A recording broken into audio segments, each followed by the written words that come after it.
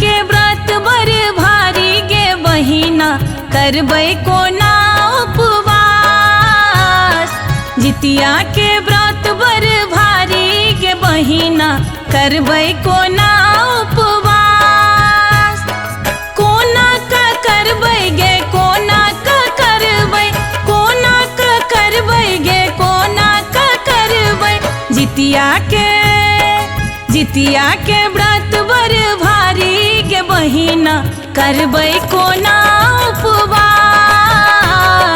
जितिया के व्रत बर भारी गे बहिना करबै कोना उपवास।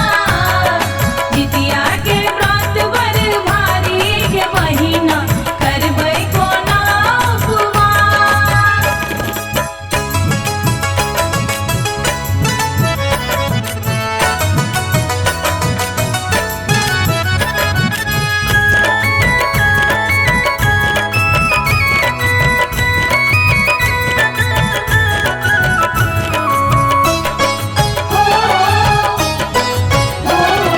सप्तमी के नहाए खाए करबै मरुआ के रोटी आ माछक तरकारी।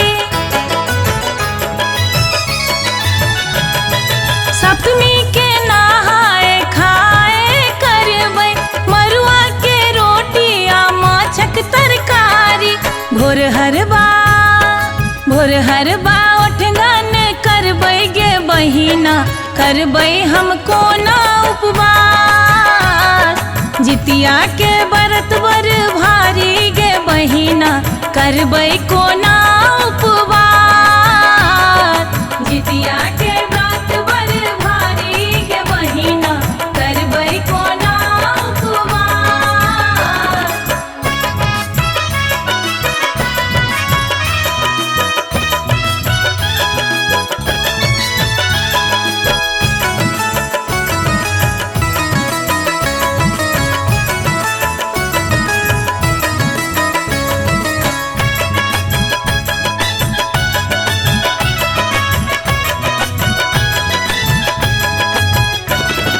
विधि विधान सा पूजन करबै अष्टमी के दिन हम निर्जल रहबै।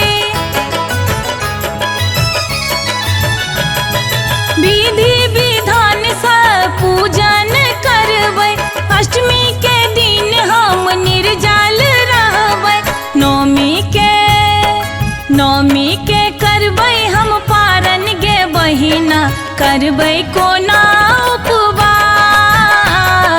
जितिया के व्रत बर भारी गे बहिना करबै कोना उपवास। जितिया के व्रत बर भारी गे बहिना करबै कोना उपवास।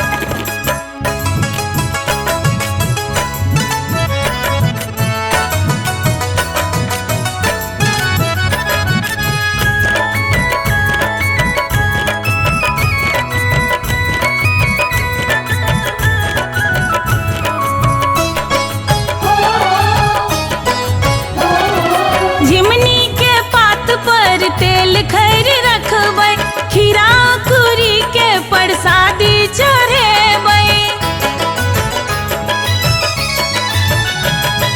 झिमनी के पात पर तेल खैर रखबै खीरा कुरी के प्रसादी चढ़ेबै।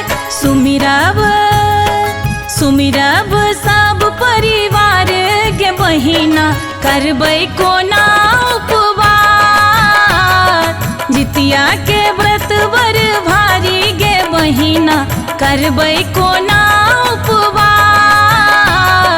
जितिया के व्रत बर भारी गे बहिना करबै कोना उपवास। कोना का करबै गे कोना का करबै, कोना का करबै गे कोना का करबै। जितिया के व्रत बर भारी गे बहिना करबै कोना उपवास।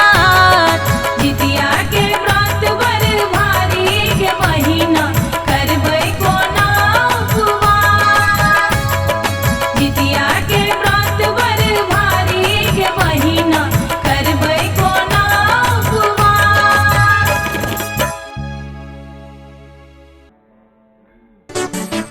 नीलम मैथिली चैनल के सब्सक्राइब करबा के लेल लाल बटन का दबाव आ घंटी पर क्लिक क के नव नव मैथिली गीतक आनंद उठाउ।